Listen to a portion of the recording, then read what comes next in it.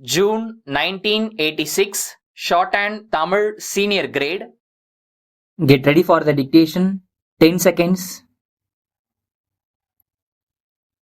5 seconds. Start. மாண்புமிகு தலைவர் அவர்களே, கல்வி வளர்ச்சி பற்றிய கொள்கை விளக்க குறிப்பின் மீது நடைபெறும் விவாதத்தில் பங்கு கொள்வதற்கு எனக்கு தாங்கள் வாய்ப்பு கொடுத்ததற்கு முதலில் என்னுடைய நன்றியை தெரிவித்துக் கொள்கிறேன். இந்த வாய்ப்பை பயன்படுத்திக் கொண்டு கல்வி வளர்ச்சியில் முக்கியமான ஒரு பணியை ஆற்றி வரும் ஆசிரியர்களுக்கு இன்றைய தினம் இருக்கும் சில குறைகளை எடுத்துச் சொல்வது பொருத்தமாக இருக்கும் என்று கருதுகிறேன். முதலாவதாக, பட்டதாரி ஆசிரியர்களை எதிர்நோக்கியுள்ள முக்கியமான பிரச்சனையை பற்றி ஒரு சில வார்த்தைகள் சொல்ல விரும்புகிறேன். அவர்களில் பலர் பல ஆண்டுகளாகவே தற்காலிகமாக பணியாற்றி வருகிறார்கள். பல முறை கோரிக்கைகள் விடுத்தும் அவர்களுடைய பணி இன்னும் வரன்முறைப்படுத்தப்படவில்லை. என்றாவது ஒரு நாள் பணியில் நிரந்தரமாக்கப்படலாம் என்ற நம்பிக்கையில் அவர்கள் இவ்வளவு ஆண்டுகளாக இருந்து வந்திருக்கிறார்கள்.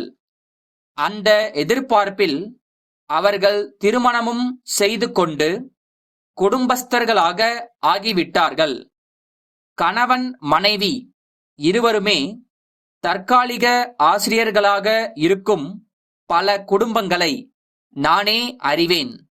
தங்கள் எதிர்காலத்தை பற்றி நிச்சயமற்ற ஒரு சூழ்நிலையில் இத்தனை ஆண்டுகளாக வாழ்ந்து வந்த அவர்கள் தற்போது ஒரு விரக்தி மனப்பான்மையை பெற்றுள்ளார்கள். அவர்களை இதே நிலையில் வைத்திருக்காமல் அரசு அவர்கள் பிரச்சனையில் உடனடியாக தலையிட்டு அவர்கள் வாழ்வை மலரச் செய்ய வேண்டுமென்று கேட்டுக்கொள்கிறேன். அடுத்ததாக, தனியார் பள்ளிகளில் பணிபுரியும் ஆசிரியர்களுக்கு இருக்கக்கூடிய பிரச்சனைகளை பற்றி ஒரு சில வார்த்தைகள் சொல்ல விரும்புகிறேன். தனியார் பள்ளி நிர்வாகங்களை கட்டுப்படுத்துவதற்கான சட்டம் கொண்டுவரப்பட்டு பல ஆண்டுகள் ஆகிவிட்டன. இருப்பினும் அந்த பள்ளிகளில் பணிபுரியும் ஆசிரியர்களின் பிரச்சனைகள் இன்னும் முழுமையாக தீரவில்லை. தனியார் பள்ளி நிர்வாகத்தினர்களில் சிலர் அந்த நிர்வாகத்தில் பணிபுரியும் ஆசிரியர்கள் மீது நியாயமற்ற முறையில் நடவடிக்கை எடுப்பதானது இன்னும் தொடர்ந்து கொண்டிருக்கிறது.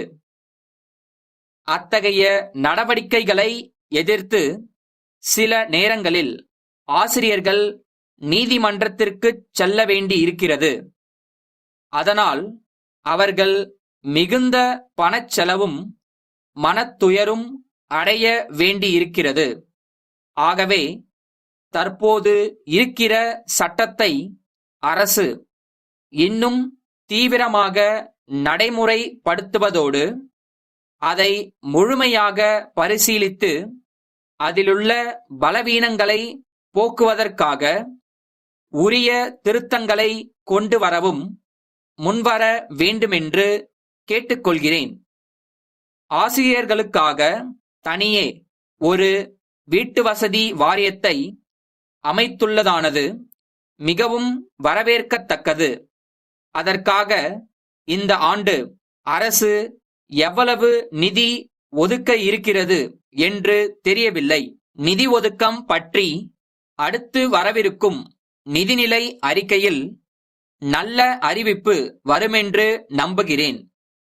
புதிதாக சில ஆசிரியர்கள் பணியிடங்களை உருவாக்கியுள்ளது பற்றிய அறிவிப்பு பயிற்சி பெற்று வேலை கிடைக்காமல் இருக்கிற ஆசிரியர்களுக்கு மகிழ்ச்சியை தரத்தக்கது. சென்னை மாநகராட்சியின் தனி அதிகாரிக்கு குமரப்பன் நகர் 3வது தெருவில் வசிக்கும் கோபாலன் எழுதிய 12 செப்டம்பர் 1980 தேதியிட்ட கடிதம். ஐயா, நான் வாழும் பகுதி முன்னர் பேரூராட்சி பகுதியாக இருந்தது. சில ஆண்டுகளுக்கு முன்புதான் சென்னை மாநகராட்சியில் சேர்த்துக் கொள்ளப்பட்டது. மாநகராட்சியின் பழைய எல்லையை ஒட்டியே இந்த குடியிருப்பு பகுதி அமைந்துள்ளது. அண்மையில் எங்கள் குடியிருப்பை அடுத்துள்ள பகுதிகளில் நடைபாதை ஆக்கிரமிப்புகளை அகற்றும் பணி நடைபெற்றது.